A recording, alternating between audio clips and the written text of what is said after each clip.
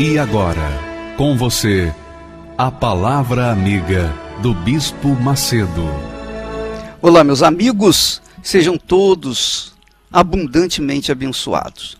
Claro que as bênçãos de Deus não dependem só dele, depende de uma parceria, de um casamento que a pessoa faz com ele, uma aliança com ele. Não existe amor sem sacrifício. Se a pessoa ama, ela faz o sacrifício. Se ela não ama, ela não faz o sacrifício. E o amor nasce da fé. O amor nasce da fé. É isso que as pessoas precisam entender. Você vê que nós estamos falando de amor, fé, tudo com respeito à inteligência. Não estamos falando de amor e fé com respeito às emoções, os sentimentos. Porque se for na base do sentimento, não há casamento que dê certo. Essa é a realidade. O casamento dá certo quando as pessoas, os casados ou os casais, pensam, raciocinam e chegam à conclusão, bom, eu estou errando nessa parte. A outra diz assim, eu estou errando nessa parte. Então, eu vou fazer a minha parte, eu vou sacrificar, vou fazer a minha parte. A outra vai dizer, eu também vou sacrificar, vou fazer a minha parte. Então, cada um tem que fazer a sua parte, cada um tem que fazer o seu sacrifício. Isso envolve fé por conta do amor. Isso envolve amor por conta da fé. Então, o sacrifício é inerente à fé e o amor. Então, é importante que você tenha esse discernimento, minha amiga, meu amigo ouvinte, para que você possa saber onde está a causa do problema. Não atacar o efeito.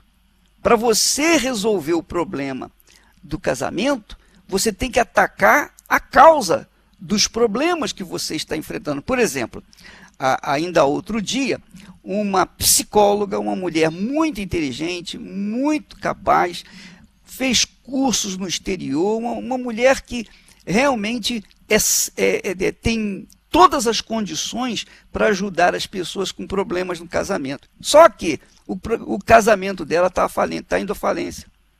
O marido dela não está mais correspondendo com ela. E aí, conversando conosco, ela disse, pois é, o meu marido faz isso, meu marido faz aquilo outro, etc. O marido não estava presente, não. Ela falava do marido como se ele fosse a raiz, a causa do problema do casamento. E ela se esquecia dela. Ora, minha amiga, você que está me ouvindo e que está também vivenciando esse mesmo problema, você tem que ver o seguinte, não adianta se você quer resolver o seu problema do casamento, você tem que olhar para si primeiro. Primeiro você tem que olhar para si, olhar o que você está fazendo que não deveria fazer. E não ficar tentando jogar culpa no seu marido ou na sua esposa. Você tem que olhar para si e não olhar para o terceiro, para o segundo, para o seu companheiro. Então, há necessidade de se ter esse simancol, essa pílula do simancol. Ver o que está errado nela, não na pessoa que ela está casada. Se ela se consertar, se a mulher, por exemplo, essa psicóloga, tem toda a formação intelectual, acadêmica, etc., porém, ela mesma não coloca em prática os seus conhecimentos. Por quê? Porque lhe falta um discernimento. Por isso, nasceu o livro Casamento Blindado. Por isso que a Cristiane e o Renato estão aí trabalhando, fazendo cursos, dando palestras, tentando despertar nas pessoas essa fé que traz o resultado, que muda a situação, mas uma fé inteligente, uma fé racional, uma fé que leva a pessoa a raciocinar. Raciocinar. Você veja, por exemplo, preste atenção, vou dizer uma vez, não vou dizer segunda vez, não. A pessoa tem que entender que Deus é espírito. Quando fala que Deus é espírito, fala que Deus é inteligência. Deus é toda a sabedoria. Ele é o criador de todas as coisas, inclusive da sabedoria humana. E você acha que o ser todo inteligente, todo sábio, vai falar com uma pessoa burra? Uma pessoa que vive na base da emoção? Você acha? Não, porque eu não tenho paciência para conversar com uma pessoa que pensa com o coração. Eu não tenho essa paciência. Eu não tenho paciência para atender uma pessoa que vive na base da emoção, uma pessoa que é hipersensível, que não quer raciocinar. Eu não perco meu tempo, porque você vai falar num nível, ela vai entender em outro. Então, como Deus é sabedoria, Deus é espírito, Deus é sabedoria, Deus é espírito, espírito quer dizer sabedoria. Quando se fala em espírito, está se referindo às coisas do intelecto, da razão. Então, Deus só se comunica com o nosso intelecto, com a nossa razão, com o nosso raciocínio, não com a nossa emoção. Deus não é alma, Deus é espírito. E ele fala do espírito dele para o espírito humano. E o espírito humano se localiza onde? No coração? Não, coisa nenhuma. O espírito humano se localiza na sua razão, no seu intelecto. Ora, como é que você vai ganhar dinheiro? Como é que você vai agir? Como é que você vai investir sem pensar, sem raciocinar? Se alguém vai construir uma torre, primeiro senta, faz as contas, quer dizer, raciocina, quer dizer, a fé ligada ao raciocínio, à inteligência. Como Deus age para que nós venhamos receber as suas bênçãos? Ele fala. Deus fala. Deus fala hoje como falou no passado. Mas ele fala onde? Como disse inicialmente, ele fala na nossa inteligência, no nosso intelecto. Por quê? Porque quando nós ouvimos no intelecto, nós pensamos, nós raciocinamos, nós fazemos a escolha. Bom, eu vou obedecer ou eu não vou obedecer essa voz, essa direção.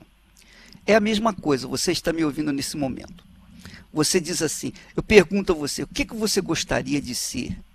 Qual é a vontade, a sua vocação para você ser uma pessoa feliz? Qual a profissão que você abraçaria no mundo? Para que você possa ser feliz, para que você possa conquistar o seu espaço na Terra. Aí você diz, bom, eu gostaria de ser um médico, ou um engenheiro, um astronauta. Muito bem, você quer ser isso?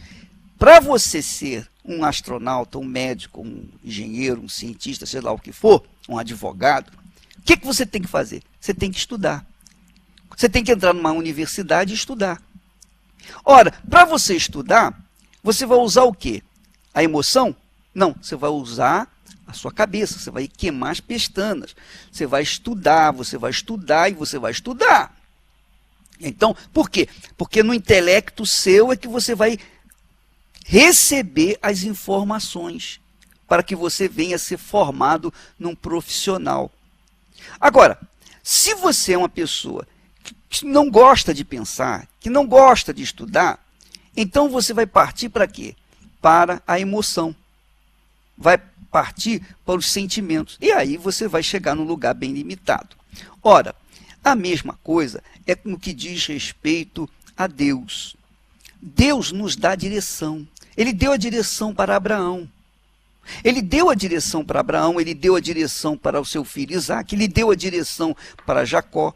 Deus dá a direção para aqueles que investem a sua vida nele. Isso não quer dizer que você vai ser religioso ou vai ter uma religião. Não, eu odeio religião ou religiosidade.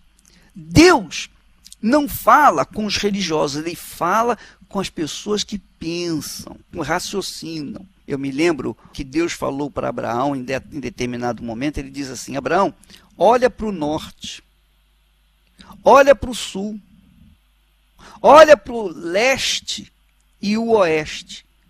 Pois bem, estas terras todas serão tuas e da tua descendência. Quer dizer, Deus lhe deu a visão, Deus lhe deu o entendimento. E há pessoas que têm fé para comer legumes e outras têm fé para comer carne. Cada um tem a sua própria fé.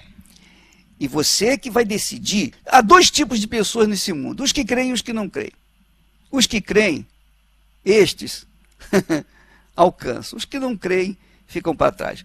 Se você crê, então pode vir conosco que você vai arrebentar.